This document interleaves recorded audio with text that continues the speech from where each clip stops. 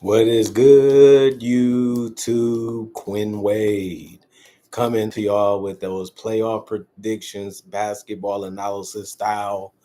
And we're going to talk about the Boston Celtics getting their matchup confirmed yesterday, which was a couple minutes ago, honestly.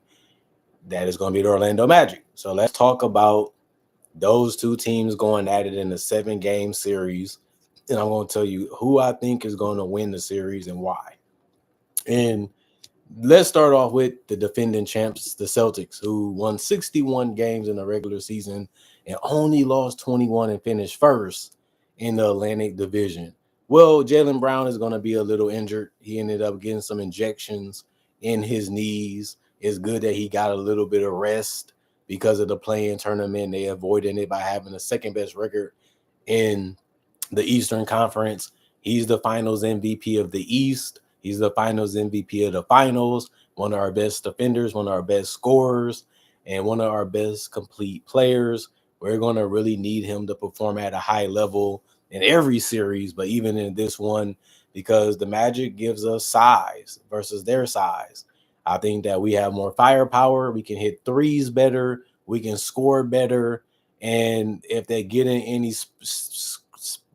they get stuck or they can't score or they go in a drought, the Celtics is just the wrong matchup because we usually don't have that problem and we usually can go flamethrower from three.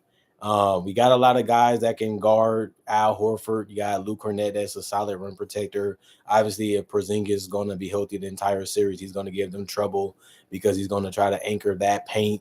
We're going to see if Kata going to get some minutes because he's a decent finisher and a guy that can block shots too and gives you the ability to play, with more freedom because if anybody gets in foul trouble, you have some solid quality bigs that can get minutes and still do things offensively while still doing things defensively and rebounding. Jason Tatum, I don't know what they're going to do with him. They don't really have a guy that can slow him down. They don't really have a guy that can stop him. You can say the same thing about Jaylen Brown. And if he gets it going, especially from three and getting to the basket like he normally does, he can knock down free throws too if you is undisciplined or taking gambles or just being, a little lazy or just being outmatched. Jason Tatum can be really scary in a series like this. I also would like to say Derek White. What is he going to bring to the table? He's been a good defender, can get good steals, can run out in transition, can make threes, even if they're difficult, even if it's catch and shoot. I think that's going to be tough for the Orlando Magic, trying to find a way to slow down the spacing and slow down the ball movement and just slow down the individual play. This team can throw and do so many different teams with so many different lineups and still have spacing out there on the court for even the role players to thrive. Obviously, Peyton Pritchard was one of the best guys. He actually will be big in this series because he can just shoot the three and have freedom to do what he wants to do, even if it's getting to the basket. Plus, he's solid defensively and he tries. I think he's going to be a big part of what we do, like he always has been. Drew Holiday, he had some time to rest. He had a bad injury to his finger, but he looks good when the season was ending. We're going to need the best effort from him because he's one of our best defenders. He's going to allow us to switch. He's going to allow us to be able to defend at a high level without having to sacrifice much.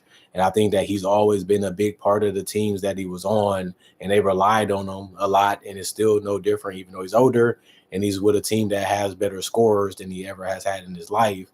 His defense and his effort is something you can't teach. Either you have it and you want to do it or you don't. Sam Hauser, I like what he brings to the table, a spot up shooter, can put the ball on the floor a little bit and can get out in transition a little bit too. I think that's important in a series like this when you're trying to build up your lead and you're trying to get yourself a cushion and you're trying to stay ahead. I think that those things are very important and those guys allow you to do that and they forces the defense to make a decision. Do you want to give up the layup or do you want to give up the kick out? And if you get the kick out, you can put the ball on the floor and make a jumper or a layup or even a floater. I think those guys understand that, like Hauser and Peyton Pritchard. And obviously, Jaylen Brown is a good guy that can handle the ball and hit a mid-range or get all the way to the basket or even just shoot a three if you give him too much space, or he can just catch and shoot. not the greatest at it, but he can do it, and he don't have to do it that much because I think opportunities are going to be there for him. He just got to make the best decision at the time. You can say the same thing about Tatum. You can say the same thing about Porzingis. Porzingis is the biggest X factor because he can protect the rim, he can rebound, and he can shoot the mid range. He can shoot the three, and he can finish in the paint if it's needed. And he can also be in the dunker spot if it's needed. You know, whatever he needs to do for this team, he's willing to do it. And I think we all are bought in. We all believe in each other when it comes to the Celtics, and we don't have any trust issues. We don't have any disrespect going on. We know what we're capable of, and we know what we can do. And that's why we was one of the best teams in the league this year, and including last year.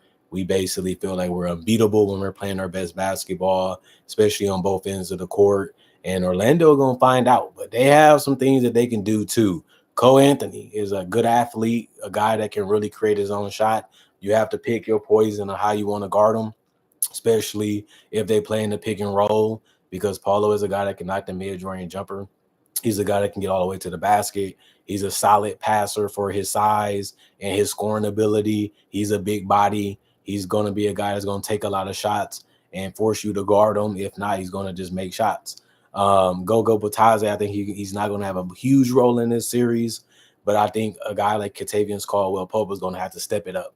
He's been a decent player for them, but he hasn't been as good offensively as they need him to be because they're going to need more than just Paulo, Cole, and Franz to beat a team like the Celtics. That's not enough to beat this team. You can give us some trouble in the first quarter, in the second quarter, but by the time that game is over, you might get blown out. So you need guys like Pope to step up. You would need guys like Anthony Black to be able to hit shots from the perimeter and get to the basket. Tristan Da Silva might be relied on a little bit if somebody gets in foul trouble. He can make shots as a guy that's in transition or catch and shoot, and he can put the ball on the floor a little bit and pass. That might be needed, for certain lineups. Wendell Carter, will he be a tough force in that paint and on the perimeter? We know what he did in the playing game is a lot different when you have Al Horford, Porzingis, Big Net, and guys like Kata just guarding you and being athletic and staying in front of you and boxing you out. You don't have the same amount of opportunities that you'll have against other teams in this series, but he can always make an adjustment. He can always play a little harder. We'll see what he can do. Like Wendell Carter's only 25. It doesn't seem like he'll be that young, but he's been in the league for a while. Other guys that can make a difference and make some trouble for the Celtics, Jonathan Isaac, he's long, he's lanky, he's a solid defender too. He can make matchup problems if you switch. I don't think the Celtics are going to be too scared because he's not the greatest perimeter player. But if he gets close to the basket, he can finish. And if you let him be a little bit too open, he will let that three fly. And we don't know if he's going to make enough of them, but he will take them.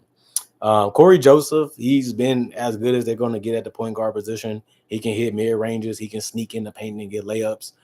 He can hit a three, and that's all they really need him to do is just have the ability to be confident and just be ready to score when he gets the ball. Um, Franz, he's a big body. He's going to try to score in close to the basket. He's going to attempt some perimeter shots. You just have to live with trying to stay in front of him as best as you can and letting him trying to find a way to initiate the contact or just force him to take a shot that he settles for. And if he does that, you just have to live with the result. As long as you ain't fouling him, as long as you're not giving him too much space, it can be hard for him to score and create his own shot. And that's one reason why the Orlando Magic struggle. They only really got 3 to 4 players that can really make a shot on their own, and everybody else, even if they're open, is not really scary to you. So the Celtics going to take gambles. The Celtics going to take risks, and the Celtics are going to communicate to find ways to make things tough and make things difficult, defensively as much as they can. And I think it's going to be a fun, entertaining series. But the Celtics have had trouble with the Orlando Magic in the past. A lot of teams have because they have a unique style and a unique lineup at the end of the day. And that's something that they had even against the Hawks. They can defend, they're long, they're rangy, they can cover a lot of space, that they can help each other out. But if they can't put the ball in the basket and they can't do it consistently, which they have shown this entire season, the Celtics not going to have too much of a problem beating them because the Celtics are one of the unstoppable teams in the league offensively, and they actually care defensively, and they play hard defensively, and they can slow down the Magic even more. And if the Magic just don't have a guy that's hot or a guy that's making shots, then this game can be games in this series can be blowouts. And I think that's what's going to happen. I think that's important to know. And I would say Celtics in five. I think the Magic might get one game, and other than that, they might lose every other one. If the Celtics swept the Magic, I wouldn't be surprised about that either, honestly, because I think the Celtics are way better. But I just don't know what lineups they're going to throw out there. I don't know who's going to be playing. I don't know how Jalen Brown's going to look with those injections.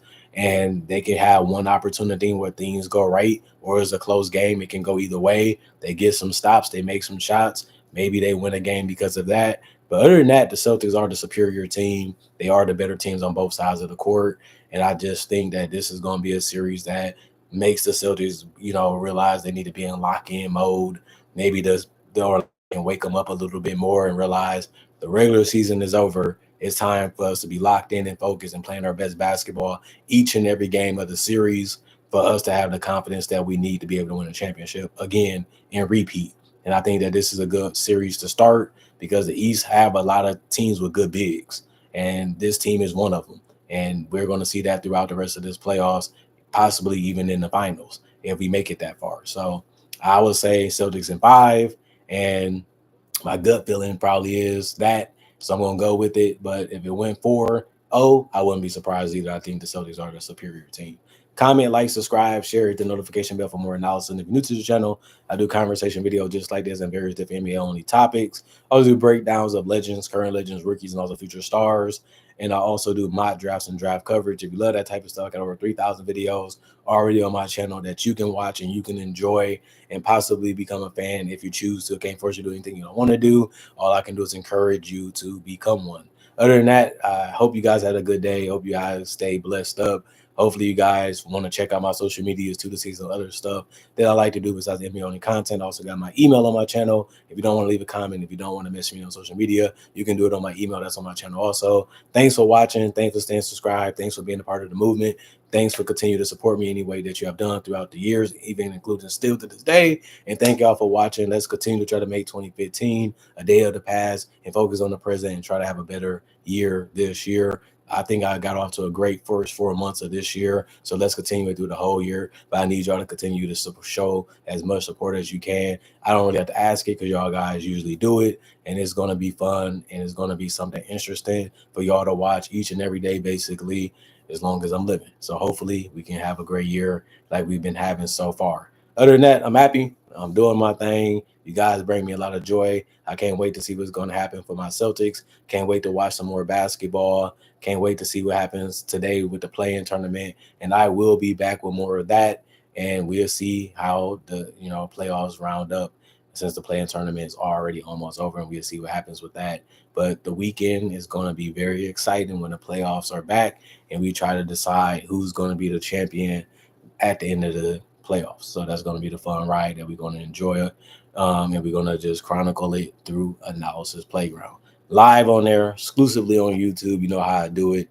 Going for now. See you guys later. Hope you guys stay blessed up. And I'll see you guys hopefully later today. Peace out. Do y'all thing.